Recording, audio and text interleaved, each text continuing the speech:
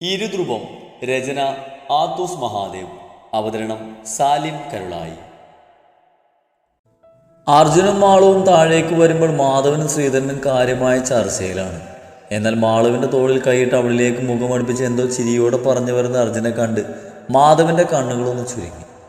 മാളുവാണെങ്കിൽ അവൻ്റെ പിടിയിൽ നിന്ന് ഊരിപ്പോകാൻ നോക്കുന്നുണ്ട്. ചെക്കനുണ്ടോ വിടുന്നു, നല്ല ഉടുമ്പ് പോലെ പിടിച്ചിട്ടുണ്ട്. മോനെപ്പോഴാണ് ഇവിടേക്ക് വന്നത്? ഞങ്ങൾ കണ്ടില്ലല്ലോ. സിന്ധുവിൻ്റെ ആ ചോദ്യത്തിന് മാളൊന്ന് പതറിക്കൊണ്ട് അവനെ നോക്കി. ഞാൻ വന്നപ്പോൾ ഇവിടെ ആരുമില്ലായിരുന്നു, അതാ മുകളിലേക്ക് പോയത്. അപ്പം ഞങ്ങൾ പിൻവശത്തായി കാണും, അതാ കാണാഞ്ഞത്. അതിന് മറുപടി അർജുനൊന്ന് ചിരിച്ചു. നീ എന്താ പെണ്ണെ ഇങ്ങനെ നിൽക്കുന്നത്? അല്ല, നീ വീണ്ടും കുളിച്ചോ? നിന്നോട് എത്ര തവണ പറഞ്ഞിട്ടുണ്ട് ഈ സമയത്ത് കുളിക്കരുതെന്ന്? പറഞ്ഞാൽ കേൾക്കില്ല ഈ കുട്ടി. സിന്ധു തൻ്റെ ശകാരം തുടങ്ങുമ്പോൾ മാളു അർജുനെ കൂർപ്പിച്ച് നോക്കി. അവനാണെങ്കിൽ അടുത്തങ്ങനെ ആളുണ്ടെന്ന ഭാവം പോലും ഇല്ല. എൻ്റെ സിന്ധു താനൊന്ന് നിർത്ത്, അവളെന്തായാലും കുളിച്ചില്ലേ, ഇനി പറഞ്ഞിട്ട് എന്തിനാ? നീ പോയി കഴിക്കാനെടുത്ത് വെക്ക്. അത് കേട്ടൊന്ന് മൂളിക്കൊണ്ടവർ അകത്തേക്ക് പോയി. ഇടയിൽ മാളുവിനൊന്ന് രൂക്ഷമായി നോക്കാനും മറന്നില്ല. അവർക്ക് പിറകെയായി മാളവും മായവും കിച്ചണിലേക്ക് പോകുമ്പോൾ അർജുൻ മാധവൻ്റെ അരികിലായി വന്നിരുന്നു. എന്താണ് വിലിം സാർ, മുഖത്താകെ ഒരു ക്ഷീണം? ഹോർലിക്സോ ബൂസ്റ്റോ വേണോ അളിയൻ്റെ ഈ ക്ഷീണം മാറാൻ? മാധവ് എന്തോ അർത്ഥം വെച്ച് അത് പറയുമ്പോൾ ഒപ്പം അർജുൻ ചുയ്യുന്നൊന്നും നോക്കാനും മറന്നില്ല. നീ എന്താ ഇങ്ങനെയൊക്കെ സംസാരിക്കുന്നത്? അവൻ്റെ ആ നോട്ടം കണ്ട് അർജുൻ സ്വയം ഒന്ന് നോക്കിപ്പോയി. ഏയ് ഒന്നുമില്ല. അല്ല, എന്ത് പറ്റി ഈ കഴുത്തിലൊരു പോറല്? അത് കേൾക്കാൻ അർജുൻ പെട്ടെന്ന് കൈകൊണ്ട് കഴുത്തിലൊന്ന് തലോടി നോക്കി. കാണാൻ കഴിയുന്നില്ലെങ്കിലും അവിടെ ചെറിയൊരു നീറ്റൽ പോലെ തോന്നിയവന്. മണിക്കൂറുകൾക്ക് മുന്നേ പ്രണയത്തിൽ കാമം കൂടെ സ്ഥാനം പിടിച്ചതും ഒരുപാട് നോവ് അവളിൽ അങ്ങോട്ട് തീർക്കുമ്പോൾ ഇടയ്ക്കെപ്പോഴും ആ നഖം തന്നിൽ പോറൽ വീഴ്ത്തിയതാണ്. ഒരു വേള ആ ഓർമ്മയിൽ അർജുനിൽ പല മാറ്റങ്ങളും പിറവിയെടുത്തു. എന്താണ് രണ്ടാളും കൂടെ ഒരു സ്വകാര്യത? ഇടയ്ക്കെപ്പോഴോ ഫോൺ കോൾ വന്ന് അവിടുന്ന് മാറിയ ശ്രീധരൻ തിരിച്ചവർക്ക് അരികിലേക്ക് വന്നുകൊണ്ട് ചോദിച്ചു. ഏയ്, ഞങ്ങൾ വെറുതെ. എന്നാ വായു രണ്ടാളും കഴിക്കാം. ഒരു പുഞ്ചിരിയോട് അത് പറഞ്ഞ അയാൾ അകത്തേക്ക് പോകുമ്പോൾ മാധവ് എഴുന്നേറ്റു. ക്ഷീണം തീർക്കാൻ ഹെൽത്തി ഫുഡ് നല്ലതാ, അടിയ വായു. അതും പറഞ്ഞ് മാധവ് അർജുനെ കൂടെ പിടിച്ചെഴുന്നേപ്പിച്ച് അകത്തേക്ക് കൊണ്ടുപോയി. ഒന്നിച്ചിരുന്ന് ആഹാരമൊക്കെ കഴിച്ചു കഴിഞ്ഞും അർജുനും മാധവും ഔട്ട് ഹൗസിലേക്ക് പോകാനായി ഇറങ്ങി. മോനും അവിടെയാണ് കിടക്കുന്നത്? മാധവിൻ്റെ കൂടെ അർജുനും പോകാൻ ഇറങ്ങുന്നത് കണ്ടതും ശ്രീധരനാണെന്ന് ചോദിച്ചത്. ഞാനിവനോട് പറഞ്ഞതാ ഇവിടെ കിടക്കാൻ. അപ്പം ഇവന് വാശി, ഞാൻ ഒറ്റയ്ക്കായത് കൊണ്ട് കൂടെ വരണമെന്ന്. പിന്നെ പറ്റെന്ന് ഞാനും കരുതി, അല്ലേ ആളിയ? അവസാനമുള്ള ആ നീട്ടിവിളിയിൽ അർജുൻ അവനെ ചിറഞ്ഞെന്ന് നോക്കുമ്പോൾ കാര്യം കത്തിയതുപോലെ മാള് വാപ്പത്തി ചിരിച്ചു. എന്നാ പിന്നെ അങ്ങനെ ആയിക്കോട്ടെ, എന്തെങ്കിലും ആവശ്യമുണ്ടെങ്കിൽ മക്കള് വിളിച്ചാൽ മതി. ഓക്കെ എങ്കിൽ.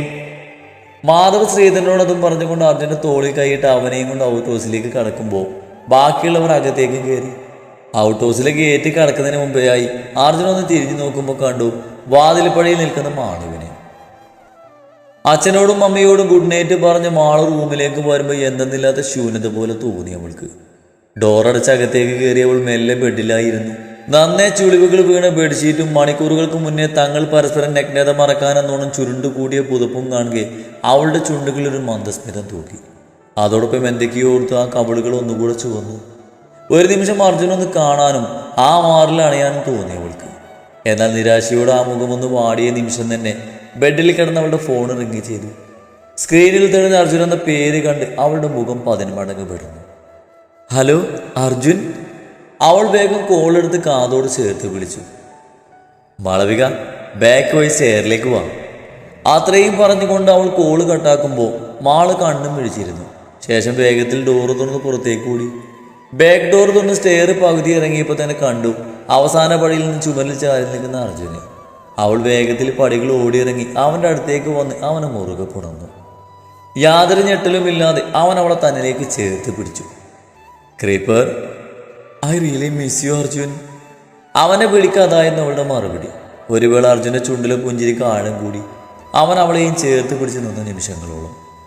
ഏറെ നേരത്തിനൊടുവിൽ മാളും എല്ലാം അകന്നു മാറി. ആ മുഖത്തേക്കൊന്ന് നോക്കി. ഇരുട്ടാണെങ്കിലും വാലിലെ നിലാവിൽ ആ ഇരുമുഖങ്ങളും തിളങ്ങുന്നുണ്ടായിരുന്നു. കണ്ണുകൾ തമ്മിൽ ഇടഞ്ഞ നിമിഷം അവൻ അല്പം കൂടെ അവളെ തന്നിലേക്ക് ചേർത്തു. താളം തെറ്റുന്ന മിടിപ്പിനൊപ്പം ശരീരം കൂടെ നിർവചിക്കാൻ കഴിയാത്ത മറ്റെന്തിനോ വേണ്ടി തുടികൊണ്ടു. അർജുൻ്റെ കൈകൾ അവളുടെ ഷോൾഡറിൽ നിന്നും കഴുത്തിലായി സ്ഥാനം പിടിക്കുമ്പോൾ മാളുവിൻ്റെ കണ്ണുകളൊന്ന് പിടഞ്ഞു. കാലുവിരൽ നിലത്ത് കുത്തി അവളൊന്ന് ഉയർന്നു പൊങ്ങി ആ ചുണ്ടോട് ചുണ്ട് ചേർക്കുമ്പോൾ അവൻ്റെ കണ്ണുകൾ മെല്ലെ അടഞ്ഞു. മാളവിക. ആ വിളിക്ക് മെല്ലെ ഒരു നേർത്ത മൂളൽ മാത്രം. I am addicted to you but I love it so much. മുകളിലേക്ക് മിഴികളൂന്നി അവനത് പറയുമ്പോൾ മാളു നിറഞ്ഞ പുഞ്ചിരിയോടെ അവൻ വീക്ഷിച്ചു. എൻ്റെ കരിയർ ലൈഫിൽ ഒരുപാട് പേരെന്നെ അപ്രോച്ച് ചെയ്തിട്ടുണ്ട്, ഇൻ ബോത്ത് സെൻസ്. എന്ന് വെച്ചാൽ അർജുൻ എന്താ ഉദ്ദേശിച്ചത്? ഒന്ന് പ്രണയിക്കാനാകും, അപ്പം മറ്റൊന്ന്? അവൾ സംശയത്തോടെ കണ്ണുകൾ ചുരുക്കി ചോദിക്കുമ്പോൾ അർജുൻ ഒരു കള്ളച്ചിരിയോടെ അവളുടെ കാതിലെന്തോ അടക്കം പറഞ്ഞതും മാളു അയ്യേ എന്ന അർത്ഥത്തിൽ മുഖം തിരിച്ചു. സീരിയസ്ലി മാളവിക, ബട്ട് എനിക്കിതുവരെ അങ്ങനെയൊന്നും വേണമെന്ന് തോന്നിയിട്ടില്ല. ബട്ട് ഇപ്പോൾ നിന്നെ കൂടുതൽ അറിഞ്ഞ നിമിഷം മുതൽ ഇതില്ലാതെ പറ്റുന്നില്ലടോ. അവളുടെ കാതിരക്കിൽ മുഖമമർത്തി അവൻ മൊഴിയുമ്പോൾ മാളു പിടഞ്ഞു പോയി. അത് കണ്ട് അർജുനൊന്ന് ചിരിച്ചു. മാളവിക, നാളെ നമുക്ക് മടങ്ങിപ്പോയാലോ? പെട്ടെന്ന് അർജുനത് ചോദിക്കുമ്പോൾ മാളുവിലൊരു ഞെട്ടലുണർന്നു. അവൾ പെടുന്നതിനെ മിഴികൾ ഉയർത്തി അവനൊന്ന് നോക്കുമ്പോൾ അർജുൻ്റെ ശ്രദ്ധ പൂർണ്ണമായും അവളുടെ മുഖത്ത് വിരിയുന്ന ഭാവങ്ങളിലാണ്. അർജുൻ, അത് പിന്നെ എത്ര പെട്ടെന്ന്? മറുപടി പറയാൻ ബുദ്ധിമുട്ടുന്ന അവളെ തന്നിലേക്ക് ചേർത്ത് പിടിച്ചു. തനിക്ക് പേടിയാണോ? അതിനവൾ മറുപടി പറയാതെ മെല്ലെ മിഴികൾ താഴ്ത്തി. മാളവിക, അവിടെ അമ്മ മാത്രമേ ഉള്ളൂ. പൂർണ്ണമായി റിക്കവർ ആയിരുന്നുവെങ്കിൽ ഞാനൊരു പക്ഷെ തന്നെ നിർബന്ധിക്കില്ലായിരുന്നു. ഇതിപ്പോൾ എൻ്റെ സിറ്റുവേഷൻ അതല്ല. ഹോം നേഴ്സ് കൂടെ ഉണ്ടെങ്കിലും ഞാനുള്ളതുപോലെ ആവില്ലല്ലോ.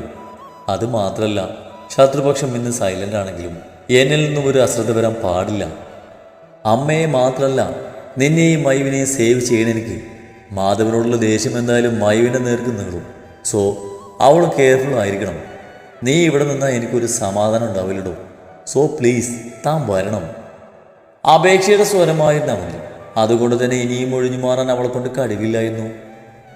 ഞാൻ വരാം അർജുൻ, എന്നാലും ഞാൻ അവിടേക്ക് തന്നെ വരണ്ടേ? പിന്നെ അർജുൻ്റെ കൂടെ ഞാൻ ഉണ്ടാവും എന്തിനും?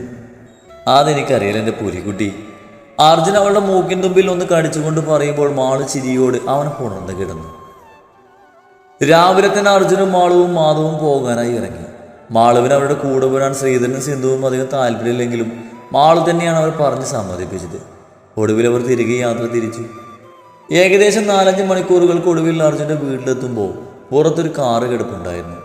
കാറിൽ നിന്നും ഇറങ്ങിയ അർജുനൊരു സംശയത്തോടെ മാധവനൊന്ന് നോക്കി. ഇതാരെ ഈ നേരത്ത്? അറിയില്ല, നീ വാ. മാളവിക വാ. അർജുൻ അതും പറഞ്ഞ് അല്പം വേഗത്തിൽ തന്നെ അകത്തേക്ക് കയറി പോകുമ്പോൾ മാധവും മാളവും പരസ്പരം നോക്കിക്കൊണ്ട് അവർക്ക് പിന്നാലെ കയറി. ആരാകും വന്നിട്ടുണ്ടാവുക എന്ന ടെൻഷനും കൊണ്ട് അർജുൻ നിമിഷങ്ങൾക്കുള്ളിൽ തന്നെ അകത്തേക്കെത്തി. എന്നാൽ ഹാളിലിരിക്കുന്ന ആരവിനെ കണ്ട് അർജുനൊന്ന് നിന്നു. അവൻ്റെ കയ്യിലൊരു കുഞ്ഞുണ്ട്. ആരവായിരുന്നു? അല്ല, താനെപ്പോൾ വന്നു? അകത്തേക്ക് വന്ന മാധവൻ്റെ ആ ചോദ്യമാണ് ആരവ് കുഞ്ഞിൽ നിന്ന് ശ്രദ്ധ അവിടേക്ക് മാറ്റുന്നത്. മുന്നിൽ നിൽക്കുന്നവരെ കണ്ട് അവൻ എഴുന്നേറ്റു. 1.5 മണിക്കൂറായി കാണും മാധവ്. ദക്ഷ അകത്ത് അമ്മയുടെ അടുത്തുണ്ട്. ആരവ് ആ 3 മുഖങ്ങളിലൊന്ന് പരതിക്കൊണ്ട് പറയുമ്പോൾ അർജുൻ അവനെ നോക്കിക്കൊണ്ട് അകത്തെ റൂമിലേക്ക് നടക്കാനൊരുങ്ങി. അർജുൻ. അവൻ്റെ ആ പിൻവിളിയിൽ അർജുനൊന്ന് നിന്നു. ശേഷം ആരവിന് നേരെ തിരിഞ്ഞു. ഞാൻ വന്നത് ദക്ഷയും കുഞ്ഞിനെ ഇവിടെ നിർത്തിയിട്ട് പോകാനാണ്. ആരവ് വല്ലായ്മയോട് അത് പറയുമ്പോൾ അർജുൻ അവനെ രൂക്ഷമായി നോക്കി. എന്താ വീണ്ടും നിന്റെ അനിയത്തി പറഞ്ഞു ഭാര്യയെ കളഞ്ഞിട്ട് വരാൻ? അതോ പ്രതീക്ഷ കൊടുത്തിട്ട് വീണ്ടും എൻ്റെ ദക്ഷയെ തകർക്കാൻ നോക്കുവാണോ നീ? എങ്കിലാരെ ഒന്ന് കേട്ടോ, ദക്ഷയുടെ കണ്ണുവെട്ടത്ത് പോലും പിന്നെ നീ ഉണ്ടാവില്ല. പറയുന്നത് അർജുന. ആരവന് നേരെ കൈ ചൂണ്ടിയത് രൂക്ഷമായ അവൻ വാക്കുകൾ തൊടുത്തു വിടുമ്പോൾ മാൾ അർജുൻ്റെ അടുത്ത് വന്ന് അവൻ്റെ കയ്യിൽ അമർത്തി പിടിച്ചു. ഞാൻ എൻ്റെ പെണ്ണിനെയോ കുഞ്ഞിനെയോ ഉപേക്ഷിക്കാൻ വന്നതല്ല അർജുൻ. പിന്നെ അവരെവിടെ നിർത്തിയിട്ട് പോകുന്നത് എന്തിനാന്ന് ചോദിച്ചാൽ ഒരുവിൾ എനിക്ക് തളക്കാനുണ്ട്. അതിന് ദക്ഷ അവിടെ ഒരു തടസ്സമാണ്. മറ്റെവിടെയെങ്കിലും ഇവരാക്കാമെന്ന് കരുതിയാൽ ഒട്ടും സേഫാണെന്ന് എനിക്ക് തോന്നുന്നില്ല. അതാ ഇവിടേക്ക് തന്നെ കൊണ്ടുവന്നത്. ഞാൻ മടങ്ങി വരുന്നത് വരെ അവരിവിടെ ഉണ്ടാവണം. ആരും ഇന്നുവരെ കണ്ടിട്ടില്ലാത്ത ഭാവമായെന്ന് ആരവിലൊന്നും തോന്നിയവർക്ക്. പൊതുവെ ശാന്ത സ്വഭാവമാണ് അവൻ്റേത്. അതുകൊണ്ട് തന്നെ ആവണം സ്വന്തം അച്ഛനും അനിയത്തിയും ഇന്നേ വരെ അവരുടെ കാൽച്ചുവട്ടിൽ അവൻ ഇട്ടിരുന്നത്. ആരവിൻ്റെ ആ തീരുമാനം എന്തായാലും നന്നായി. താനായിട്ട് ഒതുക്കിയില്ലെങ്കിൽ ചിലപ്പോൾ കൈവെക്കുന്നത് ഞങ്ങളാകും. മാധവർ പുച്ഛത്തോടെ പറഞ്ഞു. ഇനി അതിൻ്റെ ആവശ്യം വരുമെന്ന് തോന്നില്ല. അവളുടെ പ്രശ്നം എന്താണെങ്കിലും അത് ഞാൻ ഉടനെ സോൾവ് ചെയ്യും. അത്രയും പറഞ്ഞ് ആരവ് മാളവിനൊന്ന് നോക്കി. മാളവിക, താൻ കുഞ്ഞിനും ദക്ഷയുടെ കൈ കൊടുക്കൂ? ആരവത് ചോദിക്കുമ്പോൾ മാൾ അരികിൽ നിൽക്കുന്ന അർജുനൻ നോക്കി. ശേഷം ആരവിൻ്റെ കയ്യിൽ നിന്നും മെല്ലെ കുഞ്ഞിനെ വാങ്ങി അകത്തേക്ക് പോയി. അർജുൻ, മാധവിൻ്റെയും ധനുവിൻ്റെയും കാര്യം എങ്ങനെയോ ലീക്കായിട്ടുണ്ട്. ഇന്നലെ വർഷ ഫോണിലാരോട് ഈ കാര്യം സംസാരിക്കുന്നത് ഞാൻ കേട്ടു. ആരോടാണെന്ന് എനിക്കറിയില്ല. ബട്ട് ആ ഫോൺ നമ്പർ ഞാൻ കളക്ട് ചെയ്തിട്ടുണ്ട്. അത്രയും പറഞ്ഞ് ആരവ് തൻ്റെ ഫോൺ എടുത്തൊരു നമ്പർ അവൾക്ക് നീട്ടുമ്പോൾ മാധവ് ഒരു ഞെട്ടലോട് അടുത്ത് നിന്ന് അർജുനെ നോക്കി. എന്നാൽ അവനിലെ ഭാവം നിർവചിക്കാൻ കഴിയില്ലായിരുന്നു. നീ ഉടനെ ഒരു പെട്ടി റെഡിയാക്കി വെച്ചു ആരവ്, അവളുടെ ആയുസ് കുറഞ്ഞുകൊണ്ട് വരികയാണ്. അത്രമാത്രം പറഞ്ഞുകൊണ്ട് അർജുൻ മുകളിലേക്ക് കയറി പോകുമ്പോൾ ഏറുന്ന ഹൃദയമിടിപ്പോടെ നിൽക്കുകയായിരുന്നു മാധവ്. രാഗിയുടെ അടുത്ത് കുറച്ചു നേരം ചിലവഴിച്ച ശേഷം മാള് മുകളിലേക്ക് വരുമ്പോൾ അർജുൻ കുളി കഴിഞ്ഞിറങ്ങിയിരുന്നു. താൻ കുളിക്കുന്നില്ലേടോ? ഓ അർജുൻ, ആകെ ഒരു കോലായി, ഒന്ന് കുളിക്കണം. മാളത് പറയുന്നതിനൊപ്പം കബോർഡ് തുറന്നിട്ട് മാറാനുള്ള ഡ്രസ്സുകൾ എടുത്തു. ശേഷം ടവലും എടുത്ത് തിരിയും മുന്നേ അർജുൻ അവൾ അരയിലൂടെ വട്ടം പിടിച്ച് അവനിലേക്ക് ചേർത്തു. എന്താണ് മിസ്റ്റർ അർജുൻ വസിഷ്ഠ, റൊമാൻസ് ആണോ? മാളൊരു കുസൃതിയോട് അത് ചോദിക്കുമ്പോൾ അർജുൻ അവളെ നോക്കിയൊരു കള്ളച്ചിരി ചിരിച്ചു. എന്തായാലും കുളിക്കാൻ പോവല്ലേ, എന്നാ പിന്നെ. ഒരു താളത്തിന് അത്രയും പറഞ്ഞുകൊണ്ട് അർജുനൊന്ന് നിർത്തുമ്പോൾ മാൾ അവനൊന്ന് കൂർപ്പിച്ച് നോക്കി. താനെന്തിനങ്ങനെ നോക്കി പേടിപ്പിക്കുന്നേ? മര്യാദയ്ക്ക് ഇന്ന് എനിക്ക് ന്യൂട്ട് ഏസൊക്കെ പഠിപ്പിച്ചു തന്നിട്ട് ഇപ്പോൾ ഒന്നും തരില്ലെന്ന് പറഞ്ഞാൽ എങ്ങനെയാണ്? അയ്യേ, ഈ അർജുനനെ ഇങ്ങനെ. മാളുവിൻ്റെ കണ്ണുകളൊന്നും വിഴിഞ്ഞു പോയി. എങ്ങനെയാ മാളൂസേ? വീണ്ടും അർജുനൊന്ന് കെഞ്ചി. ദേ അർജുൻ, വേണ്ടട്ടോ, നിങ്ങളുടെ അതിക്രമം താങ്ങാനേ എനിക്കൊന്ന് വയ്യ. No more rescues my dear. അർജുനെ തടയാൻ നിനക്ക് കഴിയില്ല. അത് പറയുന്നതിനൊപ്പം അർജുൻ മെല്ലെ അവളെ തൻ്റെ കൈകളിലായി കോരിയെടുത്തു. അർജുൻ. അവൾ സങ്കടഭാവത്തിൽ ചുണ്ടു പുലർത്തുമ്പോൾ അർജുൻ ചിരിയോടെ അവളുടെ ആദരങ്ങൾ സ്വന്തമാക്കി. ഒന്നായി ഒരുകിയൊരു ചേരുമേയും ഒരു പുതപ്പിൻ്റെ ഉള്ളിൽ ഒതുങ്ങിക്കൂടുമ്പോൾ കിതപ്പടക്കാനെന്നോണം പരസ്പരം കൈകൾ ആശ്വാസം പകർന്നു. ചുണ്ടിലും മായാത്ത ചിരിക്കൊപ്പം ഏറുന്ന നിശ്വാസങ്ങളും അവിടെ ആ നിമിഷത്തിന് മാറ്റുകൂട്ടി. മാളവിക.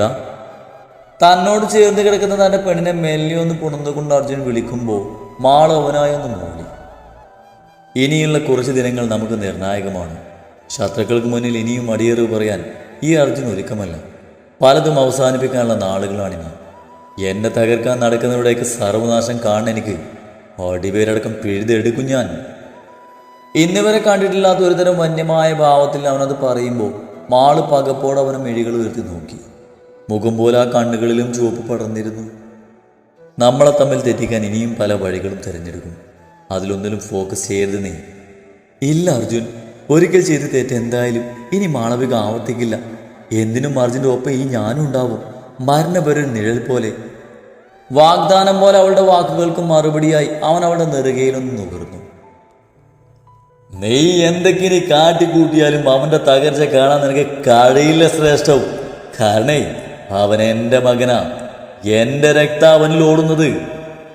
അയാൾ അത്യധികം ദേഷ്യത്തിൽ അത് പറഞ്ഞ് അവസാനിപ്പിക്കുമ്പോൾ തന്നെ എന്തോന്ന് വലിയ ഉച്ചത്തിൽ അവിടെ പൊട്ടി തകർന്നു. ഗീതയും റാമും ഒരു ഞെട്ടലോടെ നോക്കി. സൈഡിലെ ഗ്ലാസ് ഡോർ കൈകൊണ്ട് തകർത്തെറിഞ്ഞതാണ് ശ്രേഷ്ഠവും. അതോടൊപ്പം നിമിഷം നേരം കൊണ്ട് അവൻ റാമിന് നേരെ പാഞ്ഞു വന്ന് അയാളെ വലിച്ച് ചുമരോട് ചേർത്ത് കഴുത്തിൽ കുത്തിപ്പിടിക്കുമ്പോൾ അയാളുടെ കണ്ണുകൾ പുറത്തേക്ക് തുറച്ചു വന്നു. ശ്രേഷ്ഠം, റാമിനെ വിട്, വിടാൻ. അങ്ങോട്ട് മാറി നിൽക്കുന്നേ. ശ്രേഷ്ഠപ്പിന്റെ കയ്യിൽ കിടന്ന് പിടിയുന്ന റാമിനെ കണ്ട് ഗീത ഓടി വന്ന് അവനെ പിടിച്ചു മാറ്റാൻ ശ്രമിക്കുമ്പോൾ അവൻ ഒറ്റക്കൈ കൊണ്ട് അവനെ പുറകിലേക്ക് ആഞ്ഞു തള്ളി. പിന്നിലേക്ക് വേച്ചു പോയ ഗീത സൈഡിലേക്കും മറിഞ്ഞ് വീടിൻ്റെ ഒപ്പം നെറ്റി ചെന്ന് ഇടിച്ചത് ഗ്ലാസ് ടേബിളിലാണ്. വേദനയിൽ കുതിർന്നൊരു ആർത്തനാദം അവരിൽ നിന്ന് ഉയർന്നു. അവൻ്റെ പേര് പറയുന്ന ഓരോ നിമിഷവും തനിക്ക് ഞാൻ തരുന്ന ശിക്ഷ ഇതാ. എൻ്റെ കയ്യിൽ കിടന്ന് പിടഞ്ഞ് ചാകണമെങ്കിൽ താൻ എനിക്ക് നേരെ ഉയർത്തരുത് അവൻ്റെ പേര്. പക അടങ്ങില്ല എൻ്റെ. റാമനെ പുറകിലേക്ക് തള്ളി നീക്കിക്കൊണ്ട് അവൻ പിന്നിലേക്ക് നീങ്ങി. ആനുശ്വാസം വലിച്ചുകൊണ്ട് അയാൾ നിലത്തേക്ക് ഊർന്നിരിക്കുമ്പോൾ ഗീത വേഗത്തിൽ എഴുന്നേറ്റ് റാമൻ്റെ അടുത്തേക്ക് വന്നിരുന്നു. എടോ പാരട്ട തന്തേ, തൻ്റെ രക്തത്തിൽ ആദ്യം പിറന്നത് ഞാനാടോ. ആ എനിക്ക് തരാത്ത എന്ത് കോപ്പാടോ താൻ അവനെ കൊടുക്കുന്നത്? ഓ, ഞാനതങ്ങ് മറന്നു. ഞാൻ തൻ്റെ വെറുമൊരു മോഹത്തിന്റെ ഫലമായി ആരും അറിയാതെ ഉണ്ടായതാണല്ലേ അവൻ. എല്ലാവരും അറിയ തനിക്കുണ്ടായതും. ഉച്ചത്തോടെ അവൻ പല്ലുകൾ കടിച്ചമർത്തുമ്പോൾ എന്തോ പറയാനൊരുങ്ങിയ റാമിന് ഗീത കണ്ണുകളാൽ അഴുതെന്ന് വിലക്കി. അവൻ്റെയും എൻ്റെയും രക്തം ഒന്നാണെന്ന് മുന്നേ ഞാൻ അറിഞ്ഞിരുന്നെങ്കിൽ പണ്ടേ അവൻ്റെ നെഞ്ചിലും മണ്ണ് പറ്റിയനെ. പക്ഷെ ദേ ഇവര് മറച്ചു വെച്ചു എന്നോട് ഈ ജന്മരഹസ്യം. അവൻ്റെ കൈകൾ ഗീതയ്ക്ക് നേരെ ചൂണ്ടുമ്പോൾ അവരുടെ മുഖം മെല്ലെ താഴ്ന്നു. എല്ലായിടത്തും തോൽവി ഏറ്റുവാങ്ങാൻ ഇനി ഞാൻ ഒരുക്കമല്ല. നാശം, അവന്റെ നാശം കാണണം എനിക്ക്. ഇല്ലാതാടെങ്കില് ഞാൻ. താൻ കരുതിയിരുന്നോ താൻ ജീവനുള്ളപ്പോൾ തന്നെ തൻ്റെ മകന് പട്ടടയൊരുക്കാൻ? അത്രയും പറഞ്ഞ് അവൻ പുറത്തേക്ക് പായുമ്പോൾ റാം വേഗത്തിൽ എഴുന്നേറ്റ് തൻ്റെ റൂമിലേക്ക് പോയി. അയാൾക്ക് പിറകെ വന്ന ഗീത റൂമിനകത്തേക്ക് കയറും മുന്നേ അയാൾ ആ വാതിൽ വലിച്ചടിച്ചിരുന്നു.